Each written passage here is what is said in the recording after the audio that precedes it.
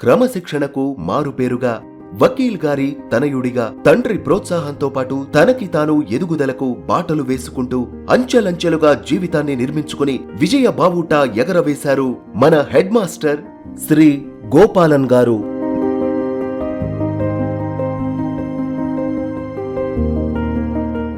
Manubolu Zilla Parishad high school 1988 10th class batch పూర్వ విద్యార్థులకు అందరికీ కూడా నా శుభాశీస్సులు. అంతేకాకుండా మనుబోలు హై స్కూల్లో నేను ప్రధానోపాధ్యాయుడిగా పనిచేసిన కాలంలో విద్యను అభ్యసించినటువంటి విద్యార్థులందరికీ కూడా నా ఆశీస్సులు తెలియజేసుకుంటున్నాను. సెప్టెంబర్ 14వ తేదీ మనుబోలు జిల్లా పరిషత్ హై స్కూల్లో విద్యార్థుల ఆత్మీయ సమ్మేళనం జరిపేదానికి నిశ్చయించారు. ఆ సమ్మేళనానికి నన్ను ఆహ్వానించడం జరిగింది. విద్యార్థులందరికీ కూడా శుభాభినందనలు. ముఖ్యంగా ఈ ఆత్మీయ సమ్మేళనాన్ని పురస్కరించుకొని ఆనాటి విద్యార్థి నాయకులైనటువంటి ధనంజయ, పద్మనాభరెడ్డిలు నా యొక్క బాల్యాన్ని గురించి, నా యొక్క జీవితాన్ని గురించి తెలుసుకోవాలనుకుంటున్నాము, అందుకని తెలియజేయాలని కోరారు.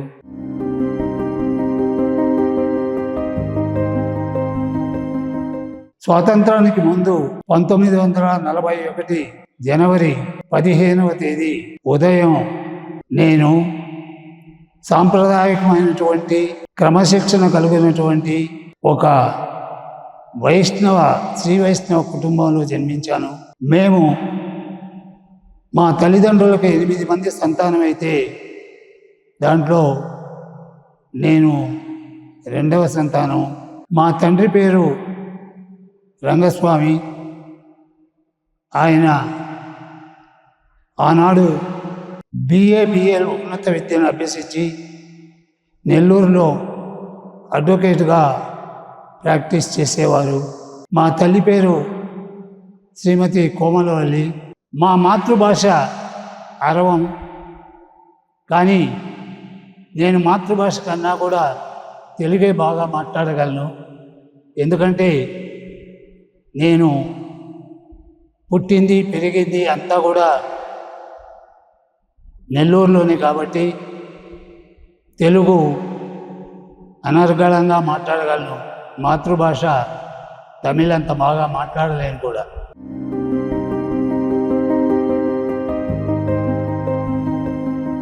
నా బాల్యంలో నా యొక్క చదువుని గురించి చెప్పాలంటే 47లో 3వ తరగతి చదివేటప్పుడు మన దేశానికి స్వాతంత్రం వచ్చింది.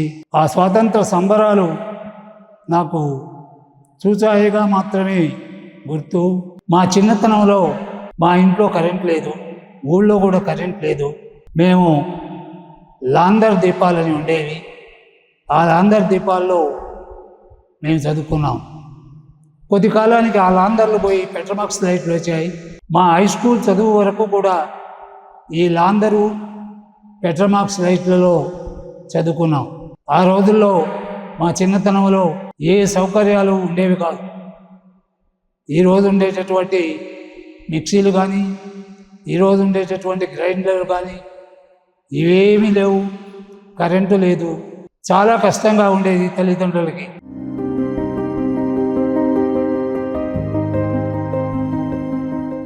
మూడు 4 తరగతులు చదివిన తర్వాత 50వ సంవత్సరం మిడిల్ స్కూల్లో ఎంటర్ అయ్యాను.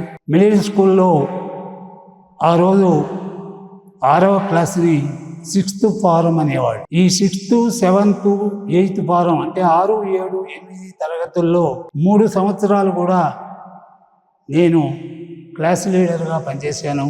పిల్లలు నాతో ఎంతో బాగుండేవాళ్ళు, ఎంతో అభిమానంగా ఉండేవాళ్ళు. అందుకని ప్రతి సంవత్సరం కూడా నన్ను క్లాస్ లీడర్గా ఎన్నుకునేవాళ్ళు.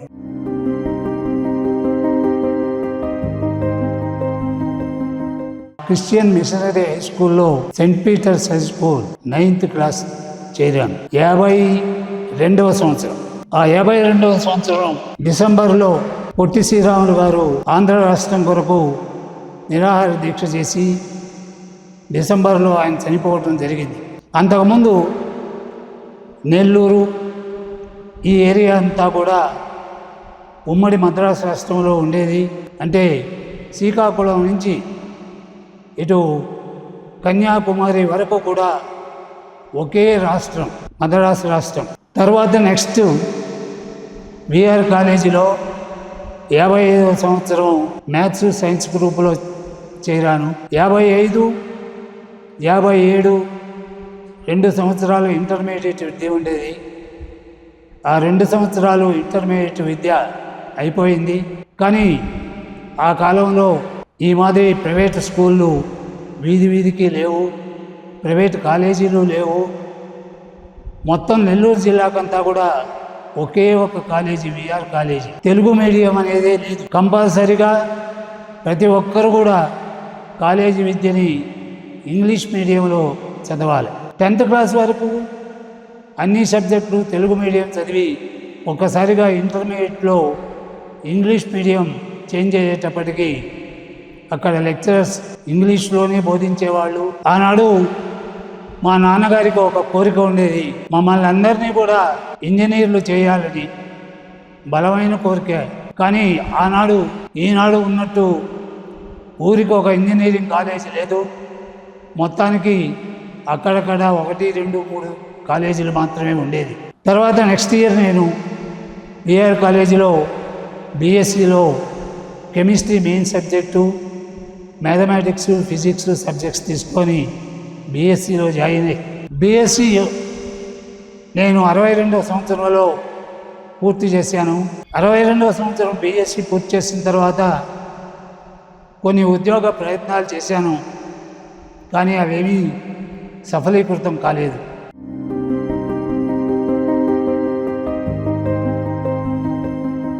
కాలేజీ విద్యార్థులంతా కూడా గందరగోళం చేసి మా ఇంటి కొద్ది దూరంలోనే రైల్వే స్టేషన్ ఉండేది. ఆ రైల్వే స్టేషన్ని మొత్తం కూడా తగలబెట్టేశారు. ఆ రోజు మన ప్రధానమంత్రి జవహర్లాల్ నెహ్రూ గారు పోలీస్ ఫైరింగ్ జరిగింది. పోలీస్ ఫైరింగ్లో విఆర్ కాలేజీ విద్యార్థులు 4, 5 ఒకేసారి చనిపోయారు. ఆ దృశ్యాలు చూసి నా మనసు చాలా కలత చెందింది. 10th క్లాస్ వచ్చేటప్పటికి అక్టోబర్లో 1953లో ఆంధ్ర రాష్ట్రం ఏర్పడింది. మనకి ఒకే యూనివర్సిటీ ఉండేది, ఆంధ్ర యూనివర్సిటీ. తర్వాత సంవత్సరం వెంకటేశ్వర యూనివర్సిటీ ఏర్పడింది. 1955లో 11th క్లాస్ అంటే ఆ రోజుల్లో దాన్ని SSLC అనేవాళ్ళు, సెకండరీ స్కూల్ లీవింగ్ సర్టిఫికేట్. ఈరోజు SSC అంటారు దీన్ని, 10th క్లాస్. 55వ సంవత్సరం మార్చిలో SSLC పరీక్ష పాస్ అయ్యాను. అప్పటికి నాకు 14 ఏళ్ళు. 14 ఏళ్లకే నేను 11వ తరగతి పాస్ అయ్యాను.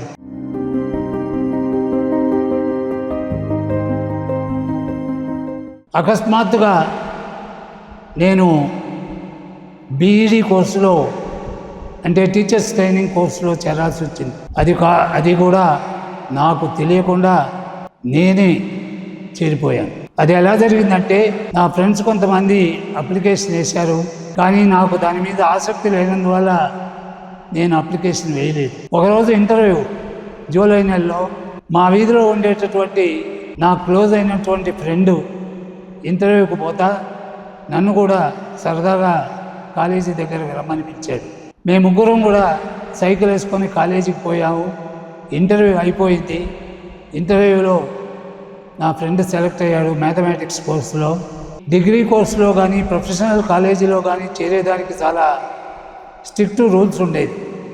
జూలై నెలాఖరు లోపల అడ్మిషన్స్ కంప్లీట్ చేసుకోవాలి. ఆగస్టు 1 నుంచి సీట్లు మిగిలిపోయినా కూడా చేర్చుకోకూడదు. ఆ మిగిలిపోయిన సీట్లు అలాగే ఉండాలి. బీఈడీ కాలేజ్ ప్రిన్సిపాల్ గారు ఒక అనౌన్స్మెంట్ ఇప్పించారు. అన్ని సీట్లు ఫిలప్ అయిపోయినాయి, బీఈడీ సైన్స్ కోర్సులో మాత్రం 1 సీటు మిగిలిపోయింది. ఈరోజు రాత్రి లోపల సీటు ఫిలప్ చేసుకుంటే సరిపోతుంది. అంటే మొత్తం 105 సీట్లు మాత్రమే ఉండేది ఆ రోజుల్లో. నా ఫ్రెండ్స్ నన్ను ఉత్సాహపరిచారు. 1 సీటు మిగిలి ఉంది కదా, నువ్వు సైన్స్ కదా, ఇంటికి పోయి వెంటనే సర్టిఫికేట్ తెచ్చుకో, నీకు అడ్మిషన్ ఈజీగా వస్తుందని.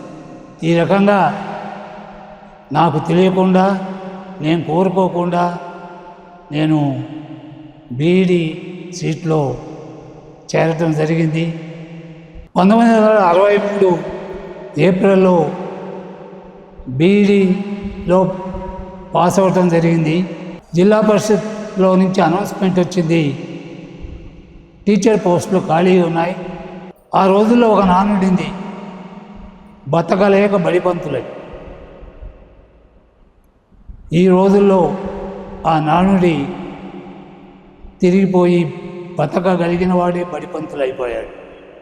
అందుకని ఆ బడిపంతులు ఉద్యోగానికి ఎవరు వెళ్ళేవారు కారు.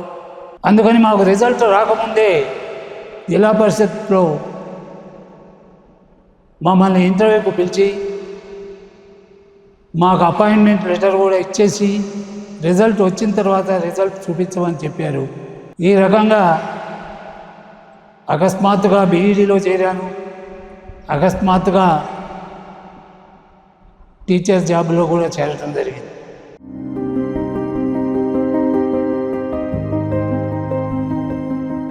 ఆ రోజు చేజర్లలో సమితి ఆఫీస్ అనే ఆఫీస్ ఉండేది.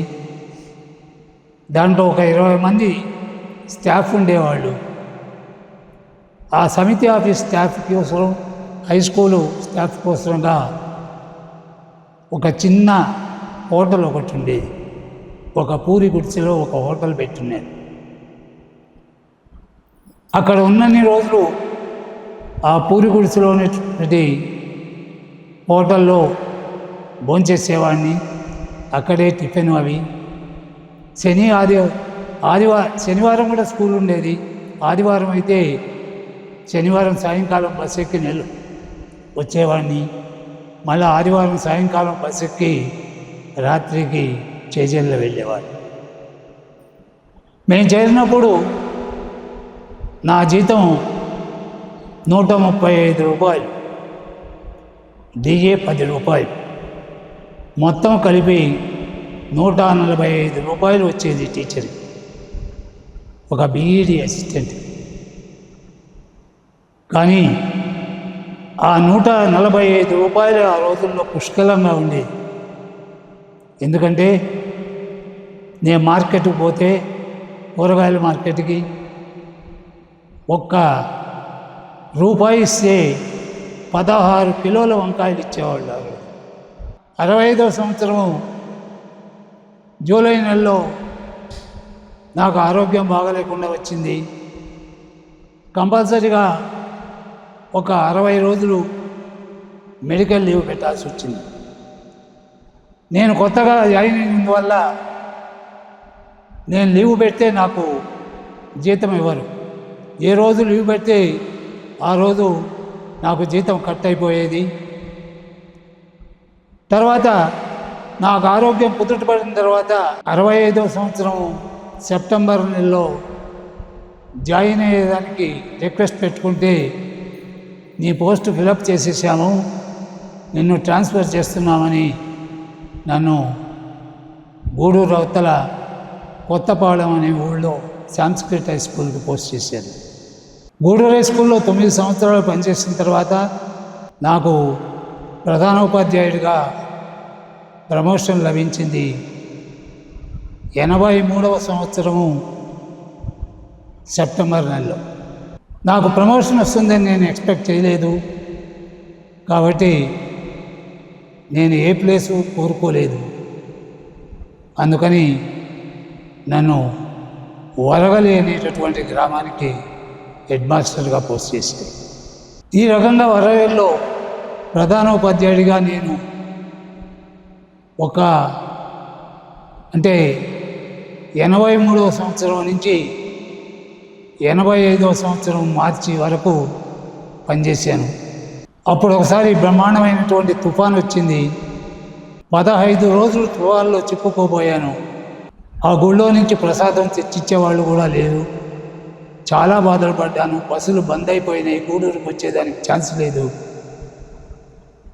తర్వాత కొద్దిగా తెరపించిన తర్వాత కొత్తపాలెం నుంచి గూడూరు దాకా నడిచి వచ్చాను. ఆ రోజుల్లో ఇక్కడ పనిచేయటం ఈ పరిస్థితుల్లో మన వల్ల కాదనుకున్నాను. అప్పుడే మనుబోలు హై స్కూల్లో హెడ్ మాస్టర్ రిటైర్ అయ్యి ఖాళీ ఏర్పడింది. కానీ ఆ రోజుల్లో మనుబోలు హై స్కూల్ మెయిన్ రోడ్లో ఉండేదాన్ని బట్టి ఆ ఖాళీ పోస్ట్కి చాలా కాంపిటీషన్ ఉండేది. ఆ కాంపిటీషన్ తట్టుకొని ట్రై చేసుకొని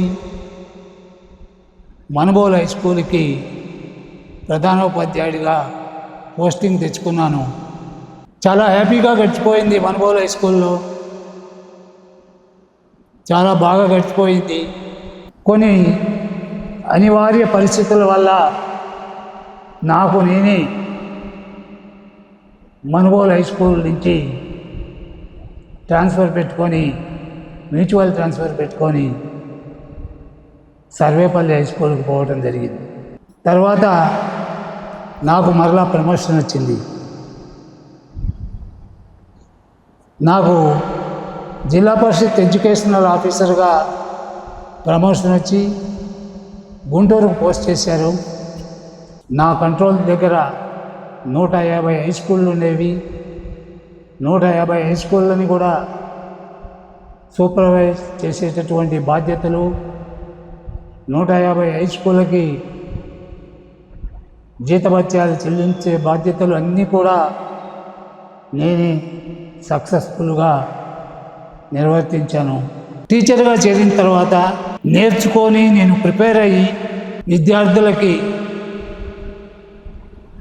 క్షుణ్ణంగా అర్థమయ్యేటట్టుగా చెప్పేవాడిని. ఒక్కసారి చెప్తే ఇక వాళ్ళు పరీక్షకు కూడా చదవకుండా రాసే విధంగా వాళ్ళకి అర్థమయ్యేటట్టుగా బోధించేవాడిని. చేదులలో 1.5 సంవత్సరం పనిచేశాను అనుకుంటా.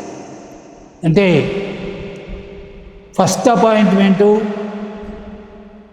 1963 జూలై 19వ తేదీ. నా రిటైర్మెంటు 1999 జనవరి 31వ తేదీ. అంటే 35.5 సంవత్సరం ఈ వృత్తిలోనే అంకితమైపోయాను.